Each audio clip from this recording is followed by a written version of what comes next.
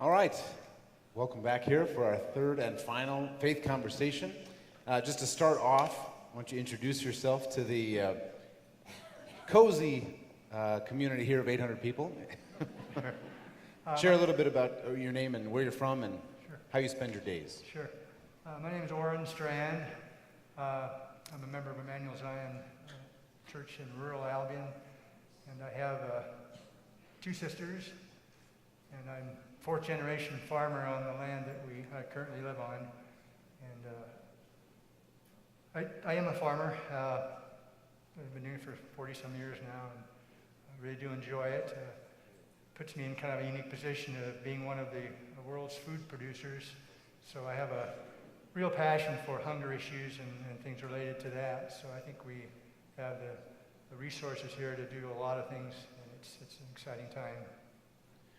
Yeah, what are some ways that you have engaged, on account of your faith in Christ, that you've engaged in hunger issues? Well, it reminds you of the least of the least, the people who are vulnerable and who really truly are needy. And so your faith takes you to these places where you want to serve and you feel a calling to help those who truly need help. So when you're in a business or occupation that relates directly to some specific issue, it makes it understandable that you would want to do something regarding to that situation. So. Yeah.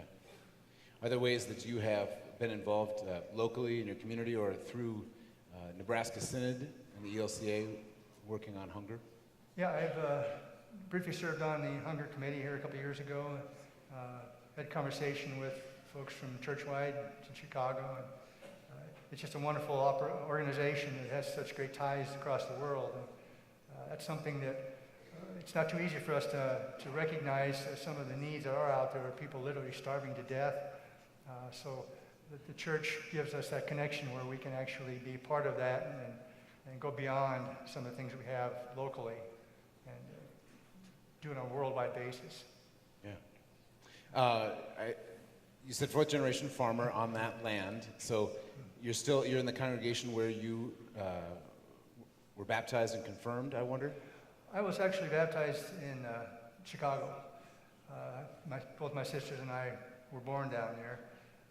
My dad was there after the war. He got work there. It's kind of tough on the farm for a while, so he was there, and so we were born there and baptized there, and then we did go back to the farm shortly thereafter. So we've been there ever since.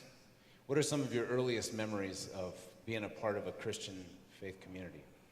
I remember Sunday school more than probably anything, because that was the first time you got together with a group of kids with yourself and around a faith-based setting, where you were taught these things and you really had a connection to what the church was beginning to mean to you.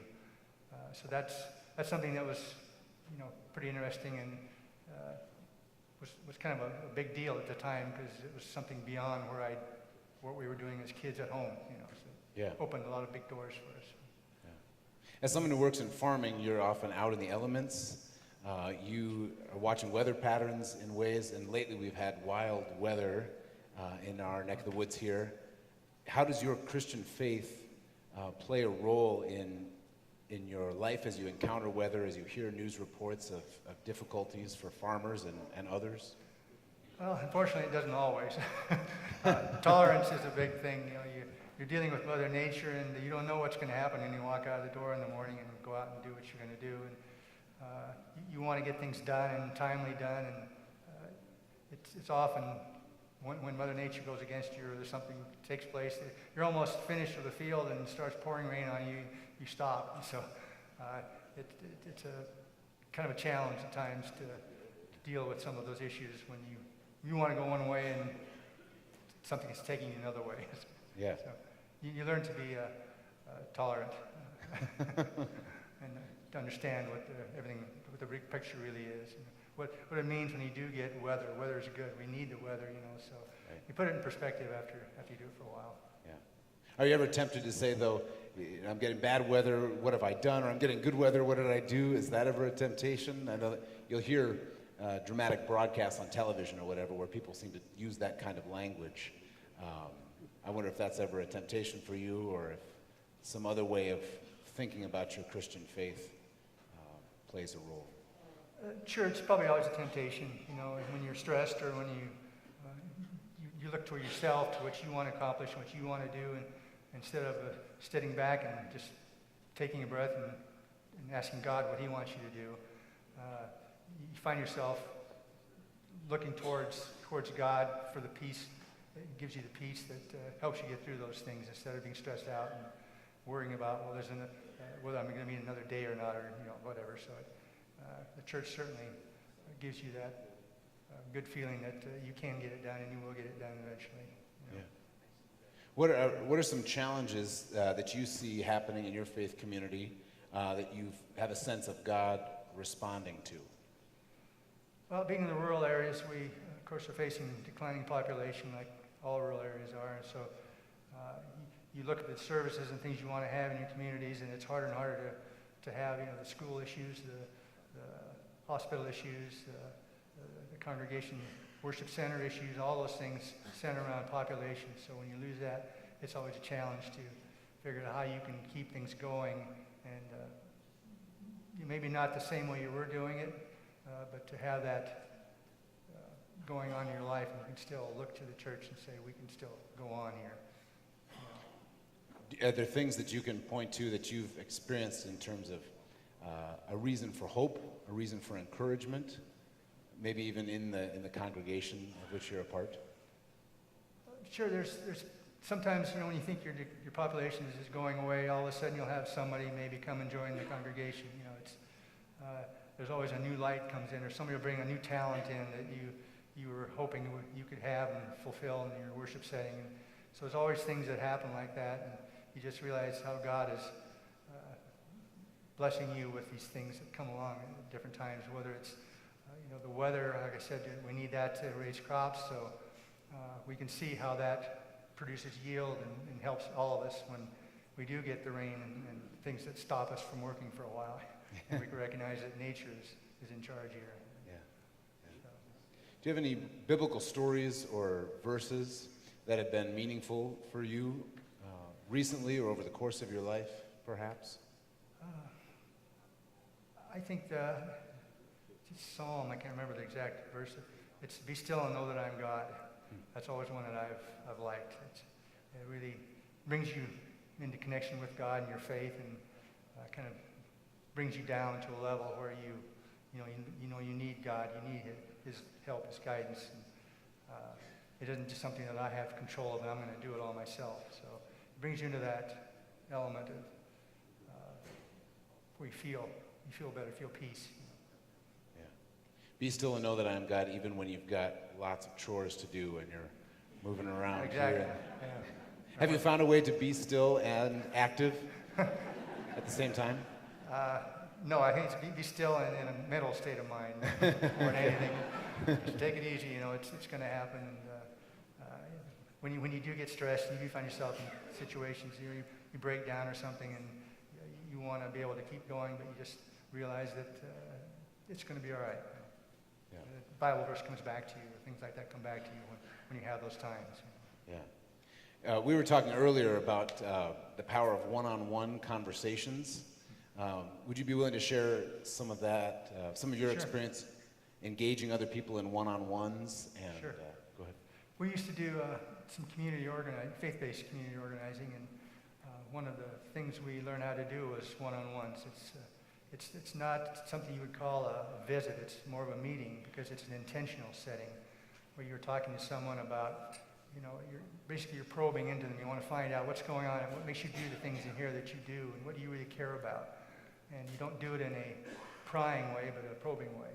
You want to learn what someone's going through and how they feel and how that relates to everything else that's going on in our lives. And so we did a lot of those one-on-ones just to get people together and talking about issues and building relationships.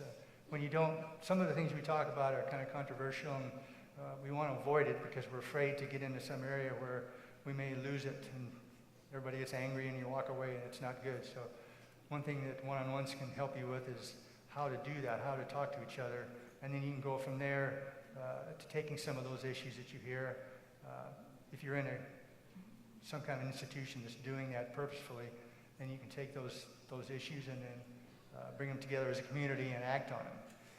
So those are some of the things that one-on-ones will do for you. Just a very relational building process at the beginning to grow with. Building on that word "go" we were just talking about, that Exactly. we're being sent out to meet folks where they are. Yeah. It's hard to want to walk out of the buildings, like when we say we're here and we leave, or we're in our worship centers and we leave. It's not always comfortable to talk about these things with people, but the more intentional time we spend with one another having these discussions enables us to go out and engage in a much better way. So we can make that connection without going out in the streets and waving banners and making a lot of noise. We can do these things in a very faith-based manner. You articulated really well the fact that there's kind of a blockade. Sometimes it's scary that we might get into something that's more than the weather or sports talk, that's possibly controversial. How have you overcome that hurdle at times and had the courage to dive into those tougher conversations? But when you're having the one-on-one with someone, you have that conversation about asking them things like what makes you do what you do? What are you passionate about? What do you care about when you get up in the morning? Through those things, sometimes people will open up and start having conversation about, yeah, this happened to me and it was a stressful time and I don't know what to do about it, and you can start sharing. Much of the time you'll find you have the same issues going on, but you never had the opportunity or the setting to talk about it with anyone. So when you have those one-on-ones, you just ask things like that, what do you care about? What are the issues in your life? So through those conversations, things just kind of come out. Seems like you actually are trying to care about them rather than just convince them of what you believe or something. Right. Yeah. It's not just a setting where you are trying to conduct business or something, or decide if you're going to build a new street through a town or something. It's a very personal thing. It's an intimate thing where you can share your feelings. Typically in corporate settings, we don't share feelings. But the church, if we want to go out into the world, with the Great Commission concept, we need to know how we can talk about it and do it in a very respectful way. So be still in mind and go courageously. Sure. All right. Thank you, Orrin, for taking the time to Absolutely. talk with us.